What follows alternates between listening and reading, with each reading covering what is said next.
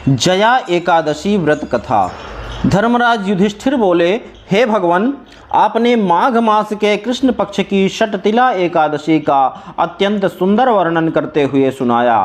आप स्वेदज, अंडज, उद्भिज और जरायुज चारों प्रकार के जीवों के उत्पन्न, पालन तथा नाश करने वाले हैं। अब आप कृपा करके माघ शुक्ल एकादशी के विषय में भी बतलाइए। इस एकादशी का क्या नाम है तथा इसके व्रत का क्या विधान है, इसकी विधि क्या है, इसका व्रत करने से किस फल की प्राप्ति होती है और इसमें कौन से देव का पूजन किया जाता है, कृपया यह सब विधान पूर्वक कहिए।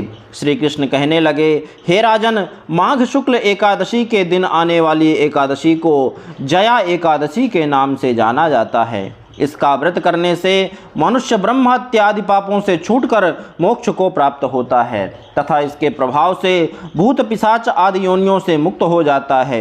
इस व्रत को विधि पूर्वक करना चाहिए। अब मैं तुमसे पद्म पुराण में वर्णित इसकी महिमा की एक कथा सुनाता हूँ। देवराज इंद्र स्वर्ग में राज करते थे और अन्य सब देवगण सुखपूर्वक स्वर्ग में रहते थे।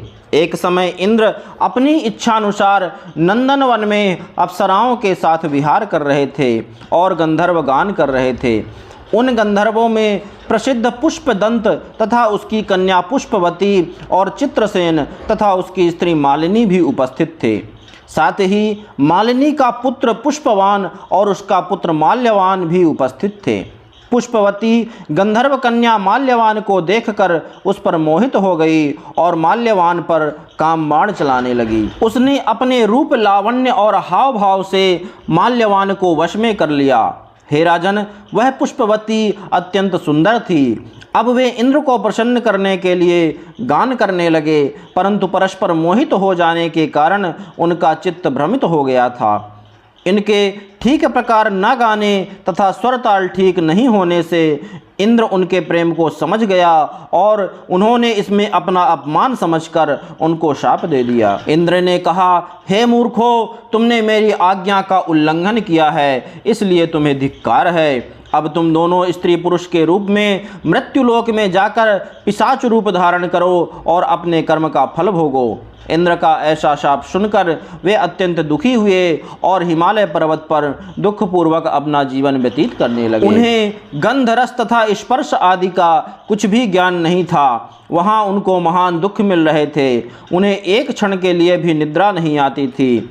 उस जगह अत्यंत शीत था, इससे उनके रोंगटे खड़े रहते और मारे शीत के दांत बजते रहते। एक दिन पिशाच ने अपनी स्त्री से कहा कि पिछले जन्म में हमने ऐसे कौन से पाप किए थे जिससे हमको यह दुखदाई पिशाच योनि प्राप्त हुई है।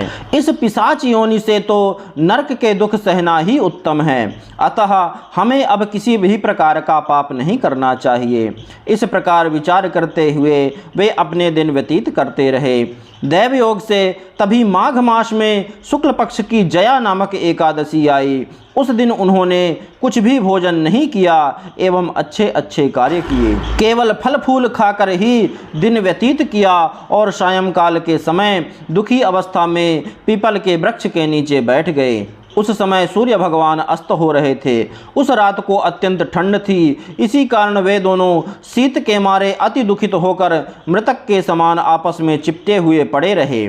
उस रात्रि को उनको निद्रा भी नहीं आई। जया एकादशी के उपवास और रात्रि के जागरण से दूसरे दिन प्रभात होते ही उनकी पिशाच योनि से उनको छुटकारा मिल गया। अत्यंत सुंदर गंधर्व और अप्सरा की देह धारण कर सुंदर वस्त्राभूषणों से अलंकृत होकर उन्होंने स्वर्गलोक को प्रस्थान किया।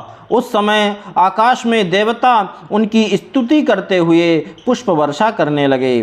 स्वर्गलोक में जाकर दोनों ने देवराज इंद्र को प्रणाम किया। देवराज इंद्र इनको पहले रूप में देखकर अत्यंत आश्चर्यचकित हुए एवं पूछने लगे कि तुमने अपनी यह पिशाच योनि से किस प्रकार छुटकारा पाया, अतः हमें यह सब बतलाइए। माल्यवान बोले, हे देवेंद्र, भगवान विष्णु की कृपा और जया एकादशी के व्रत के प्रभाव से ही हमारी पिशाच देह छूटी है। तब इंद्रदेव बोले, हे माल्यवान, भगवान की कृपा और एकादशी का व्रत करने से न केवल तुम्हारी पिशाच योनि छूट गई, वरन हम लोगों के भी तुम वंदनीय हो गए, क्योंकि विष्णु और शिव के भक्त हम लोगों के वंदनीय हैं। अतः आप धन्य हैं। अब आप पुष्पवती के साथ जाकर विहार करो। श्री कृष्ण कहने लगे, हे राजन युधिष्ठिर, इस जया एकादशी के व्रत से बुरी योनि से भी मुक्ति मिल जाती है। जिस मनुष्य ने जया एकादशी का व्रत किया है उसने मानो सब यज्ञ जप दान आदि कर लिए। जो मनुष्य जया एकादशी का व्रत करते हैं वे अवश्य ही 1000 वर्ष तक स्वर्ग में वास करते हैं। बोलिए श्री हरि भगवान विष्णु की जय, श्री राधा वल्लभ लाल की जय।